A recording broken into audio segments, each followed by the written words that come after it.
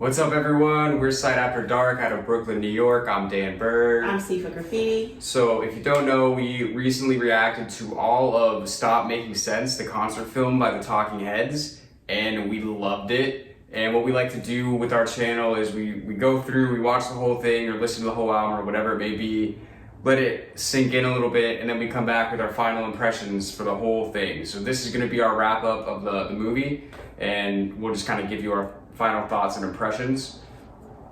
After you. Well, I love that it started with a bare set. I knew right away that they were going to be building the set as it went along. I don't know how. It just felt like that was the vibe. I love that, David Byrne was out there by himself, and as the film progressed, the band started building too. It was him by himself, and then the next song was Tina. Him and Tina, and then they brought Chris out on the drums, and then you had Jerry maybe later or before. I don't know. I think it was 1, 2, 3, 4. Yeah. Jerry came out. I love that. I love the integration of all the other members of the band as well. We had the backup singers, we had the drum players, we had extra lead guitars, we had so much going on. It was like that was great. I mean, what do you have to say?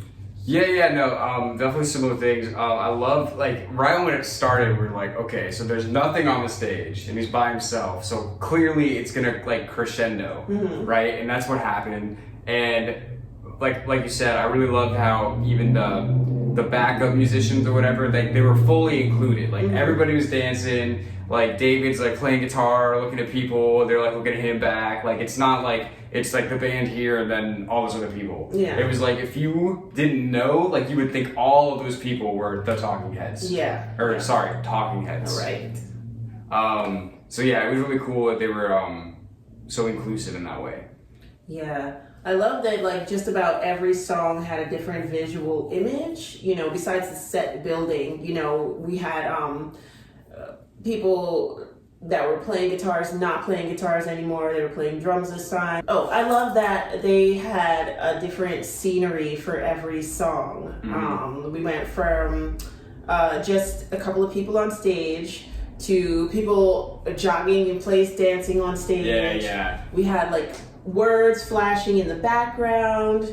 We had big suits. We had like just heads. We had like so much going on. We had running around the stage, laying on the floor. We had people packed up together with lamps. It's just like awesome. They were always switching it up.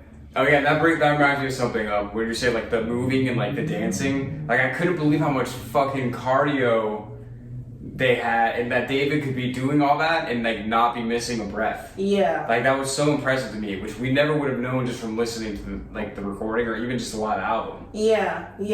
And not to like offend any other of like yours and my favorite like artists and stuff like that, but when you do see a lot of concerts, it kind of entails just like walking back and forth on stage, maybe some jumping in the crowd, maybe some climbing on things, some screaming, some wild, but it's never like, it's not usually this whole choreographed thing, unless it's like an R&B type show or a boy band or something like that. Yeah. With like rock and roll and rap, it's like, it's pretty standard. They'll do some things for shock value, but like something that's like totally choreographed, something that like has like a theater type effect to it is rare in this genre of music. And that's definitely what they were doing. Yeah. It was a whole show. It wasn't just the music. It was the whole everything. Yeah. What I really have a great appreciation for Tina after this movie, because she's killing the bass lines and she's also moving the whole time. Yeah. And I didn't I don't know, I think the bass just sounded really good at the concert, I remember. Because I remember just thinking, wow, like these bass lines are fucking awesome. Yes. Yeah. Just killer. Really a great bassist. And then I also didn't know that she and her husband, Chris, were the Tom Tom Club. Like you can even hear me say when Genius of Love comes on, they're like, let's, now for the Tom Tom Club. And I'm like, oh, they're here too? So I definitely didn't know that. That was like a cool surprise for me too. Didn't know that she was a singer. And that was another great thing about Talking Heads. We also found out that her brother designed the Salvador Dali Museum. Which is crazy. We love Dali. Yeah, that blew my mind. But my biggest takeaway was really, I think, just overall like the energy, because when you listen to their recordings, it's like it's not that there's not energy, but like you can hear the music and you get the vibe, but it doesn't like infect your soul as much, if that makes sense. You know what I mean? Like I feel like watching it and hearing it, and all it, like when you play live, it typically ends up a little faster than the recordings. Yeah. And I feel like the live version was just so much more energy than the recordings. Yeah. Like that, like it was very noticeable to me. Yeah.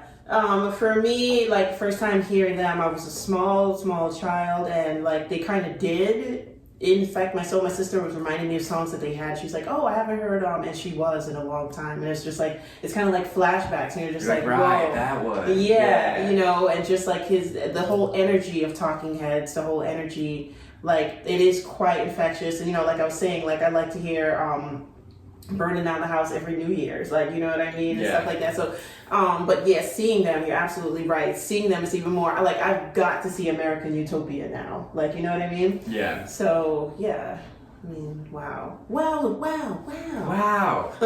Batman. Yeah, so that was the wrap up for Stop Making Sense. I almost said Can't Stop Me Now. That was our wrap up for the Stop Making Sense concert film by Talking Heads. We are S.A.D After Dark. If you enjoy the videos, make sure to check us out on Patreon so you can kind of have a part in deciding what videos we do, because really we just want to make things that you guys enjoy watching. So check us out, listen to our music, and we'll be coming at you with more videos soon.